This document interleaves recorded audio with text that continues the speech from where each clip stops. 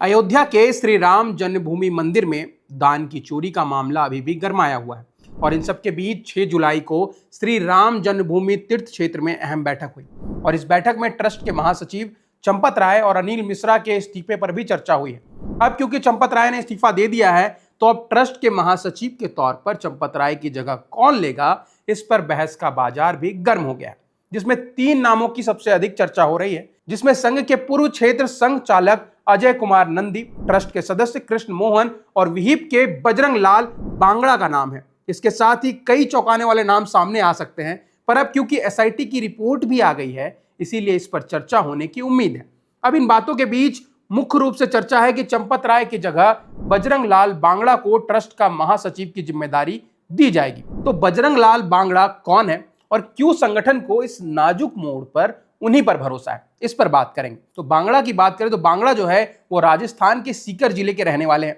पेशे से charter accountant है, यानी कि हिसाब किताब ऑडिट उनके काम का मूल स्वभाव रहा है और ठीक यही बात इस पूरे प्रकरण में उन्हें सबसे अलग बनाती है, क्योंकि ये पूरा विवाद ही पैसे की गड़बड़ी और चढ़ावे के हिसाब पर टिका है। तब इस टाइम में ऐसे आदमी को कमान सौंपना जो नंबरों की भाषा बखूबी समझता हो और ये अपने आप में एक सोचा समझा राजनीतिक संदेश की तरह दिख रहा है और उनकी प्रशासनिक साख इससे भी आगे जाती है, क्योंकि विश्व हिंदू परिषद में सक्रिय होने से पहले वो राष्ट्रीय एल्युमिनियम कंपनी नाल्को जैसे बड़ी पब्लिक अंडरटेकिंग के अध्यक्ष रह चुके हैं, जहां पर हजारों करोड़ के कारोबार, जटिल प्रशासनिक ढांचा और हाई लेवल फाइनेंशियल डिसीजन को संभालने का अनुभव उनके पास है। यही अनुभव उन्हें उन पारंपरिक संगठनकर्ताओं से अलग खड़ा करता है जो कि निष्ठावान तो हैं पर संस्थागत प्रबंधन की बारीकियों से कहीं ना कहीं अनजान रह जाते हैं। और इन सब के बाद उनके जीवन में वो मोड़ आया जो संघ परिवार की मूल व्यवस्था में सबसे बड़ा सम्मान है। उन्होंने अपने शिखर पर पहुंचे कॉरपोरेट करियर को स्वैच्छिक सेवानिवृत्ति के जरिए त्याग दिया और स्वयं को पूरे तौर पर संगठन के कार्य के लिए समर्पित कर दिया।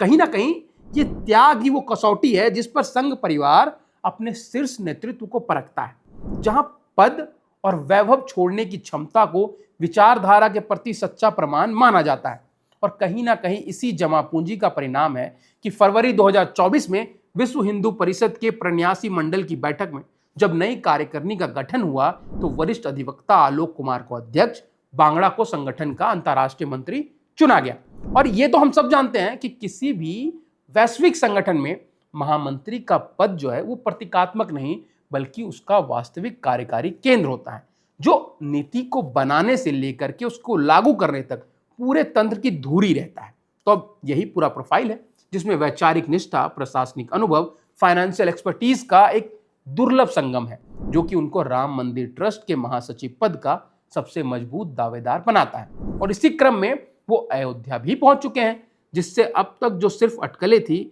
उसको ठोस आधार मिल गया है। हालांकि आपको बता दें कि ये दौड़ निर्विरोध नहीं है, क्योंकि इसी पद के लिए ट्रस्ट के सदस्य कृष्ण मोहन तथा नीरज देनेरिया का नाम भी विचाराधीन है। फिर भी अनुभव और परिस्थिति के आधार पर संतुलन अब भी बांगड़ा के पक्ष में झुकता दिखाई देता है। इस पूरे घटनाक्रम को केवल एक नियुक्ति पत्र तक सीमित करके देखना कहीं ना कहीं अधूरी समझ होगी, क्योंकि दरअसल ये जो ट्रस्ट को फिर से नए तौर पर बनाने का अध्याय है वो आज की बैठक, जो विवाद के बाद पहली आधिकारिक बैठक थी, उसमें 2025-26 की ऑडिट रिपोर्ट पर विमर्श, मुख्य कार्यकारी अधिकारियों की नियुक्ति और नए पदाधिकारियों का चयन जैसे निर्णायक विषय शामिल रहे। और चूंकि ट्रस्ट की गवर्निंग बॉडी ऐसे फैसलों पर 2/3 बहुमत से अंतिम मोहर लगाती है, इसीलिए यह प्रक्रिया संगठन के लिए महज औपचारिकता नहीं बल्कि अपनी विश्वसनीयता को फिर से साबित करने का अवसर बन गया है। इस बीच जांच की परिधि निरंतर बढ़ती जा रही है, क्योंकि एसआईटी अब ट्रस्ट के पिछले 5 सालों के खातों, नकदी, जो सोना आया, यहां तक कि आभूषणों का भी रीऑडिट करने वाली है। वहीं विपक्ष सर्वोच्च न्यायालय की निगरानी में जांच की मांग उठाकर इसे धार्मिक आस्था के दायरे से खींचकर सार्वजनिक जवाबदेही के प्रश्न में बदल चुका है। इन तमाम आयामों को एक साथ रखकर देखा जाए तो बांगड़ा का यह संभावित उदय अपने आप में एक प्रतीकात्मक कथन है। जब किसी संस्था की साख पर आंच आती है तब जो नेतृत्व है वो निष्ठा और दक्षता को एक साथ मिलाकर देखती है। और बांगड़ा ठीक इसी बिंदु पर खड़े हैं जहां दशकों की वैचारिक प्रतिबद्धता, नाल्को जैसी संस्था का प्रशासनिक अनुभव और एक चार्टर अकाउंटेंट की एनालिटिक विजन एक साथ मिल जाती है। यही कारण है कि आज पूरे देश की दृष्टि अयोध्या पर केंद्रित है, इस निर्णायक प्रश्न के उत्तर की प्रतीक्षा में कि क्या सीकर की धरती से निकला पब्लिक अंडरटेकिंग के शिखर को छूकर और फिर सब कुछ त्याग कर संगठन को समर्पित हुआ आदमी, वो आदमी जो सचमुच राम मंदिर के ट्रस्ट के महासचिव के रूप में पारदर्शिता